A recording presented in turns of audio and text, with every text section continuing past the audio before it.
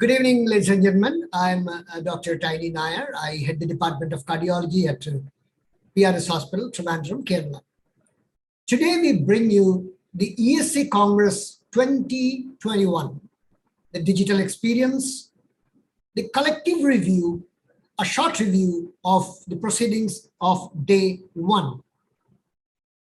That is the Greek god Panacea. She's the daughter of Asclepius, the god of health. The Panacea stands differently because she offers one single magic cure for all the ailments in the world. And today we know what is that? That is SGLT inhibitors. We know that if you look into SGLT inhibitors, by all the trials that have come, Empower Outcome, Canvas, Declare, Vertis, looking at canagliflozin, dapagliflozin, and empagliflozin, and of course, etroglyphosine, we see that there is benefit of MACE reduction, cardiovascular death reduction, and of course, reduction of heart failure hospitalization, as well as nephroprotection. So SGLT inhibitors turned out to be something of a panacea of modern medicine. From there we start, where we know that in heart failure, one of the major challenges is sudden cardiac death. In fact, if we look into the data and look into NYHA 2, 3, and 4, 64% of patients of NYHA class 2, 59% of class 3, and 33% of class 4 die suddenly. Sudden cardiac death is a real challenge of heart failure. So in this data presented today at the ESC, people try to look into the subset of sub-analysis of the DAPA-HF database, looking at did dapagliflozin in DAPA-HF trial prevent sudden cardiac death. So the aim of this trial was to take out patients from the DAPA-HF trial and look at the effect of dapagliflozin on ventricular arrhythmias and sudden cardiac death.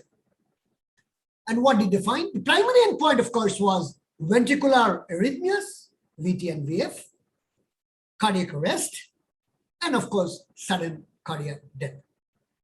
This sub-analysis showed that if we compare between placebo and dapagliflozin right on top there, you see that the curves separate significantly, right? With a hazard ratio of 0.79. So 21% benefit of reduction of primary endpoint of ventricular arrhythmias and sudden cardiac death by dapagliflozin in DAPA-HF trial sub-analysis on top of standard treatment of heart failure. And if you look into the subsets, you see that ventricular arrhythmias came down, sudden cardiac death came down.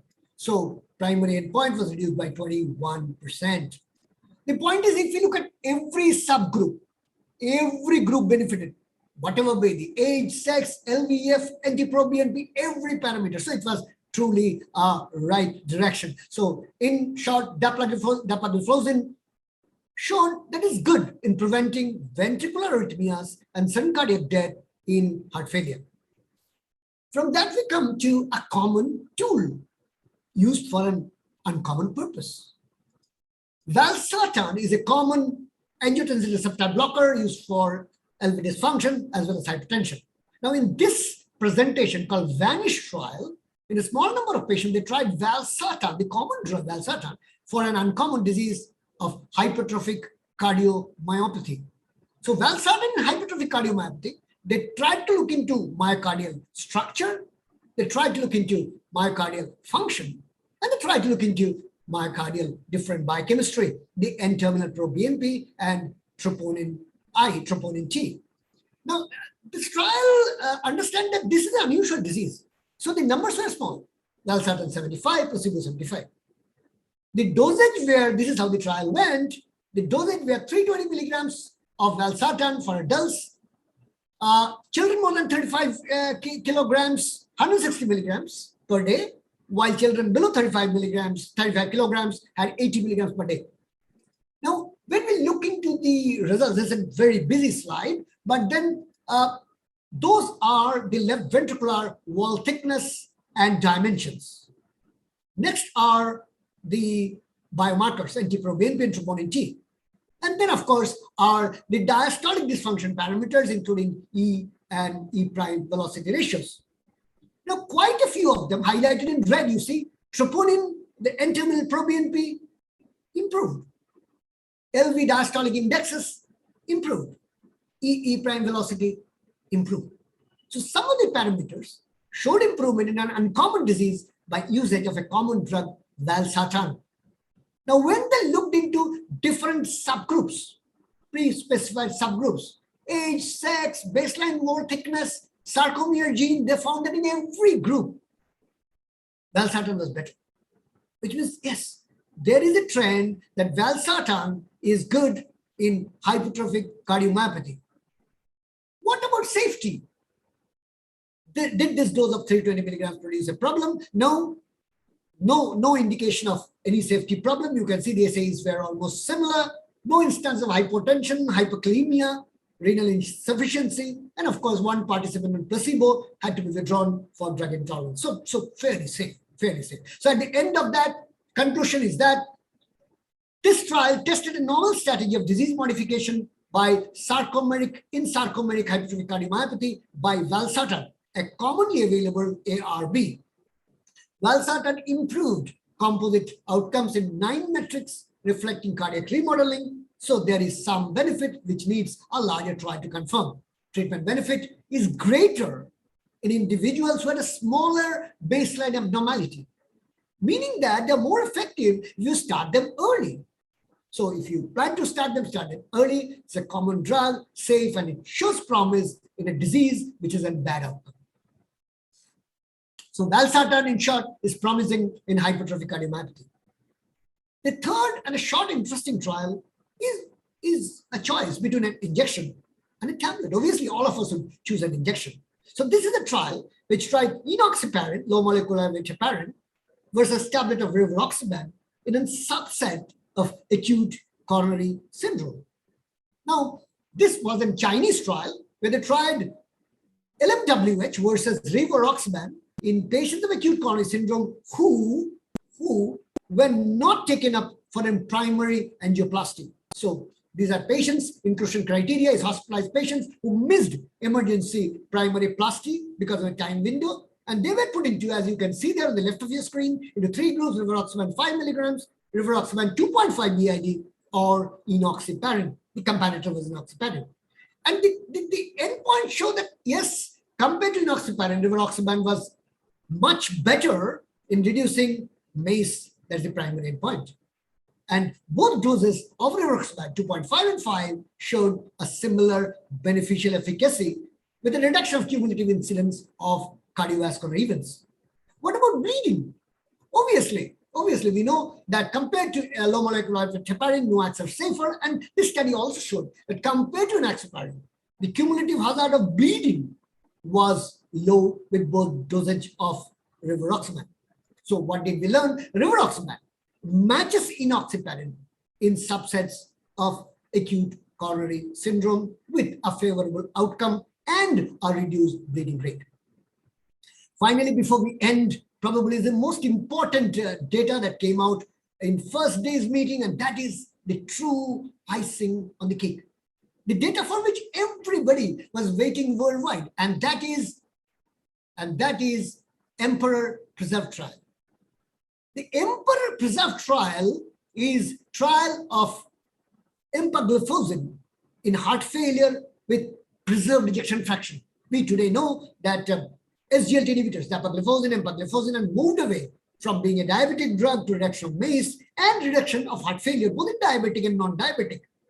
But one area of heart failure that was missed out and not tried was heart failure with preserved ejection fraction. Now, this is our trial from Trivandrum Heart Failure Registry, where we showed very clearly that heart failure with preserved ejection fraction patients have a bad outcome. At 3 years, 40.8% were dead. And in that background, Emperor Preserve trial tried out patients who had more than 18 in class 2 to class 4 failure, ejection fraction more than 40%. So ejection fraction more than 40, so they were preserved ejection fraction. NT-proBNP more than 300 or more than 900, depending on whether there was sinus rhythm or AF, and there had to be a structural change of either a large LA or a higher LV mass on heart failure hospitalization within 12 months of screening. So truly a heart failure with preserved ejection fraction. Now, this is how the trial went. The they were put into either standard therapy, which is placebo in black in bottom, or empagliflozin 10 milligrams daily, and followed up for a median of 26 months. Composite primary endpoint was time to adjudicated cardiovascular death or heart failure hospitalization, or the total number of first or subsequent hospitalization for heart failure, or the slope of change of eGFR, looking at the kidney function. Now, this is the result. This is the result. It was truly fascinating because for the first time, we saw that a drug produced beneficial effects in heart failure with preserved ejection fraction, something for which we did not have a proper treatment till now. Now, the empagliflozin curve in orange, you can see, is better with an ARR, risk reduction, absolute risk reduction of 3.3%, translating on to a 21% relative risk reduction, which turned out to be a hazard ratio of 0.79 and an NNT of just 31. So very, very significant benefit on top of placebo when tried with empagliflozin in heart failure with preserved ejection fraction. Side effects, very few. In fact, symptomatic hypertension, complicated UTI, and complicated genital infections were more common in the empagliflozin arm, but absolute numbers were very small and not very different from the placebo group. So what did we learn? We learned from Emperor Preserve trial that in heart failure with preserved ejection fraction, empagliflozin reduced the primary endpoint of cardiovascular death or heart failure hospitalization by 21%, and first and recurrent heart failure hospitalization by 27%. Not just that, it did also show that there's a reduction of the drop of the fall of GFR slope over time, showing that it was protective to the kidneys. So we did learn that, yes, Emperor kept his promise. So ladies and gentlemen, that was all from day one. We are truly going through a bad time. The entire medical fraternity is being troubled by the pandemic, the challenge of pandemic that we are facing. So we did not want to give you something that at the end you'd say TLDR on top. What is TLDR? Too long, didn't read. We wanted to give you something that's easy, practicable, and you can use this information for your day-to-day practice tomorrow. Thank you for your time and attention.